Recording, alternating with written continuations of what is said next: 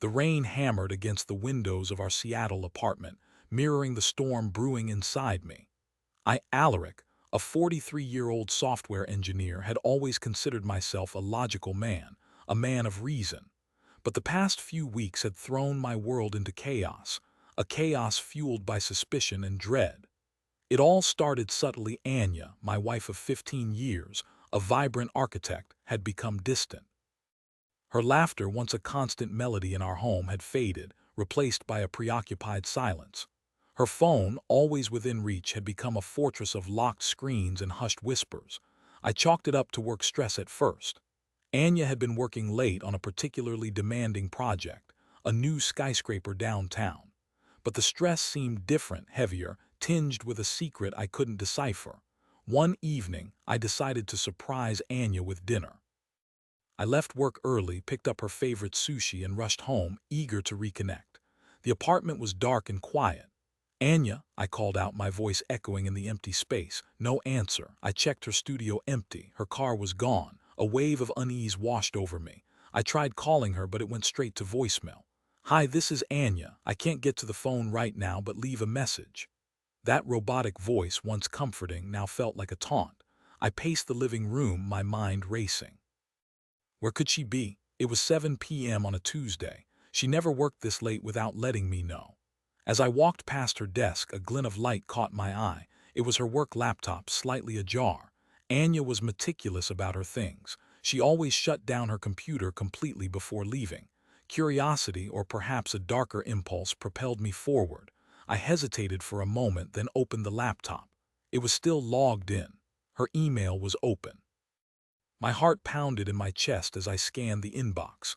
Most of it was work-related: invoices, blueprints, meeting schedules. But then a name caught my eye: Caspian. The subject line read, "Tonight." My hands trembled as I clicked on the email. A picture loaded and my world tilted on its axis. It was Anya, smiling radiantly, her arm wrapped around a man I didn't recognize. He was tall, with dark hair and piercing blue eyes. They were standing in front of a cozy-looking restaurant, their faces close, their eyes locked in a gaze that spoke of intimacy and longing. The email itself was short and simple. "Can't wait to see you tonight. Meet me at the Willow at 8. The Willow. It was a small, romantic restaurant on the waterfront, a place we had celebrated our 10th anniversary. A wave of nausea washed over me. I slammed the laptop shut, the image of Anya and Caspian seared into my brain. I sank into the couch, my head in my hands. Betrayal, raw and agonizing, ripped through me. Anya, my Anya, was having an affair. The woman I had loved and trusted for 15 years was lying to me, deceiving me, tearing our marriage apart. I felt like I had been punched in the gut, the air knocked out of me. I wanted to scream, to break things, to lash out at someone, anyone. But I was paralyzed by shock and disbelief. How could she do this to me? What had I done wrong? I replayed our marriage in my head, searching for clues, for signs I had missed. Had I been too complacent, too focused on my work, too blind to her needs? But no, I had always tried to be a good husband, a supportive partner. I had encouraged her career, celebrated her successes, comforted her during her failures. I had always put her first, sacrificing my own desires and ambitions for her happiness. And this was how she repaid me, with deceit and infidelity. As the initial shock began to subside, anger started to build, a cold, burning rage that threatened to consume me. I wouldn't let her get away with this. I wouldn't let her destroy me. I decided I needed to know more. I needed to see it for myself. I checked the time. 7:30 p.m. I had 30 minutes to get to the Willow. I grabbed my keys and stormed out of the apartment, the rain lashing against my face. I drove like a madman, weaving through traffic, my heart pounding in my chest. When I arrived at the Willow, I parked across the street and waited, my eyes glued to the entrance. At 8:05 p.m. I saw them. Anya, looking radiant in a red dress, her hair cascading down her shoulders. And Caspian, the man from the picture, his hand resting possessively on her back. They laughed, they smiled, they looked like two people deeply in love. It was a scene from a romantic movie, except I was the unwitting extra, the heartbroken fool watching his life crumble before his eyes. I watched them enter the restaurant, my fists clenched, my jaw tight. I wanted to burst in there, to confront them, to expose their betrayal to the world. But I knew that wouldn't solve anything. I needed a plan.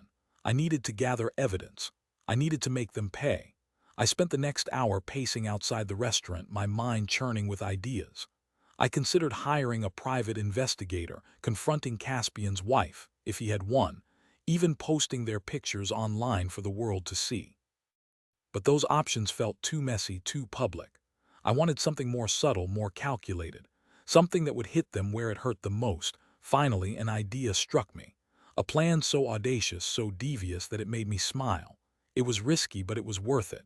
I waited until 10 p.m. when Anya and Caspian emerged from the restaurant, their arms intertwined. They walked to Caspian's car, a sleek black sports car, and drove off. I followed them, keeping a safe distance. They drove to a secluded hotel on the outskirts of the city, a place known for its discretion and privacy. I watched them enter the hotel, my heart sinking with each step. This was it, the final confirmation of their betrayal. I parked my car and walked into the hotel lobby, my face grim. I approached the front desk, where a young woman with a bored expression sat behind the counter. "Excuse me," I said, my voice low and controlled. "I am looking for a guest, Anya and Caspian." The woman's eyes widened slightly. "I am sorry, sir, I can't give out guest information." "I understand," I said, reaching into my wallet. "But this is a matter of utmost importance. I believe my wife is in danger." I slid $100 bill across the counter. The woman hesitated for a moment, then glanced around nervously. "Room 302, she whispered. "But please don't tell anyone I told you." "Thank you," I said, pocketing the keycard she handed me. "You've been a lifesaver." I walked to the elevator, my hands shaking. This was it, the moment of truth. I rode the elevator to the third floor, my heart pounding in my chest. I found room 302 and took a deep breath. I swiped the keycard and pushed open the door. The scene that greeted me was exactly what I had expected, but it still felt like a punch to the gut. Anya and Caspian were in bed, naked, their bodies intertwined. They were so engrossed in each other that they didn't even notice me at first. "Anya," I said, my voice trembling with rage and sorrow. They both jumped, their eyes widening in horror. Anya gasped, her hand flying to her mouth. "Alaric," she stammered. "What are you doing here?" I didn't say anything. I simply stood there, my eyes burning with anger and betrayal. Caspian, trying to regain his composure, reached for a robe. "Look, man, this isn't what it looks like," he said, his voice shaking. "Oh, really?" I said, my voice dripping with sarcasm. "Because it looks exactly like my wife is cheating on me with you." Anya started to cry, her face contorted with guilt and shame. "Alaric, I am so sorry," she sobbed. "I didn't mean for this to happen, it just happened." "It just happened," I repeated, my voice rising. "You just happened to fall into bed with another man. You just happened to lie to me and betray me and destroy our marriage." "No, it's not like that," she said, her voice pleading. "I still love you, Alaric. I don't want to lose you." "Too late," I said, my voice cold and hard. "You already lost me." I turned to Caspian. "And you," I said, pointing my finger at him. "You're a pathetic excuse for a man. You prey on married women and destroy families. You should be ashamed of yourself." Caspian didn't say anything. He simply stared at me, his face pale and drawn. I turned back to Anya. "I am leaving," I said. "I am filing for divorce, and I never want to see you again." I turned and walked out of the room, leaving them both in their shame and guilt. The next few weeks were a blur. I moved out of our apartment and into a small, sterile condo downtown. I hired a lawyer and filed for divorce. Anya tried to contact me to apologize, to explain, but I refused to speak to her. I couldn't bear to hear her lies and excuses. I focused on my work, throwing myself into projects, trying to forget the pain and betrayal. But it was no use. Everywhere I looked, I saw Anya's face, heard her voice, felt her presence. The memories of our happy times together, once a source of comfort, now felt like daggers in my heart. My friends and family tried to be supportive, but they couldn't understand the depth of my pain. They told me to move on, to find someone new, to forget about Anya. But it wasn't that easy. She had been my world, my everything. And now she was gone, leaving a gaping hole in my life. As the divorce proceedings dragged on, I started to feel a sense of emptiness and despair. I realized that I couldn't go on living like this, consumed by anger and bitterness. I needed to find a way to heal, to forgive, to move on with my life. And then I remembered my plan. The audacious, devious plan I had concocted in the parking lot of the Willow. It was time to put it into action. A few weeks after the confrontation at the hotel, I received a package in the mail. It was a thick envelope, addressed to me in an unfamiliar handwriting. I opened it cautiously, my heart pounding in my chest. Inside, I found a series of photographs. Photographs of Anya and Caspian taken at the hotel. Photographs of them kissing, embracing, and well, you get the picture. But these weren't just ordinary photographs. They were professionally printed, high-quality images, carefully selected and arranged to tell a story. A story of betrayal, deceit, and infidelity. Attached to the photographs was a note, written in elegant calligraphy. It read, "A picture is worth 1,000 words." I smiled. My plan was working perfectly.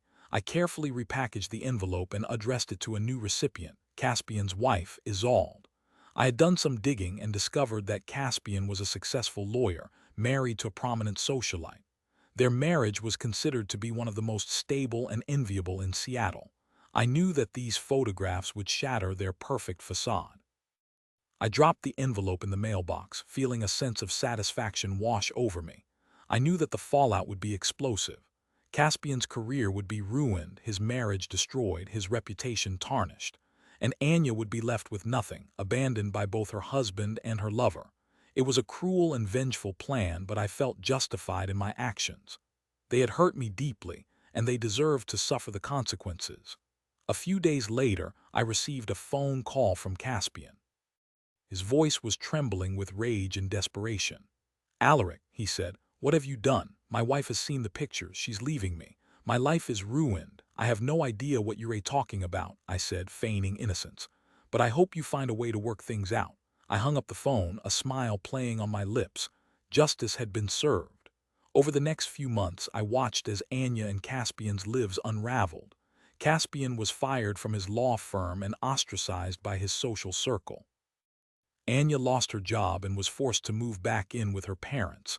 Their affair had cost them everything. As for me, I slowly began to heal. I started seeing a therapist who helped me process my emotions and move on with my life. I reconnected with old friends, pursued new hobbies, and started to focus on my own happiness. I realized that Anya's betrayal was not a reflection of my worth as a person. It was a reflection of her own flaws and insecurities. I couldn't control her actions, but I could control my reaction. And I chose to rise above the pain and bitterness and create a new life for myself. A life filled with love, joy, and fulfillment. A year after the divorce was finalized, I met someone new. Her name was Rowena, and she was everything Anya wasn't: honest, kind, and compassionate. She was a talented musician with a passion for life and a heart of gold. We fell in love quickly, and I knew that she was the one I was meant to be with. We got married in a small, intimate ceremony, surrounded by our closest friends and family. As I looked into Rowena's eyes, I knew that I had finally found true happiness. I had survived Anya's betrayal, and I had emerged stronger and wiser. I had learned that love is a precious gift, and it should never be taken for granted. And I had learned that revenge, while satisfying in the short term, is ultimately empty and unsatisfying. The best revenge is to live a good life, to be happy, and to never let the pain of the past define you. Several years have passed since then. I'm happily married to Rowena, and we have two beautiful children. Anya and Caspian are distant memories, ghosts from a past life. I occasionally hear rumors about them through mutual friends. Anya is still single, working as a freelance architect. Caspian is working as a paralegal, struggling to rebuild his life. I don't feel any satisfaction or vindication when I hear these stories. I simply feel a sense of pity for them. They made their choices, and they have to live with the consequences. As for me, I am grateful for the lessons I learned from that painful experience. It taught me the importance of honesty, trust, and communication in a relationship. And it taught me that even in the darkest of times, there is always hope for a brighter future. The rain has stopped now. The sun is shining, casting a golden glow over the city. I look out the window, feeling a sense of peace and contentment wash over me. I have moved on from the betrayal and built a beautiful life for myself. And that, I realize, is the greatest revenge of all.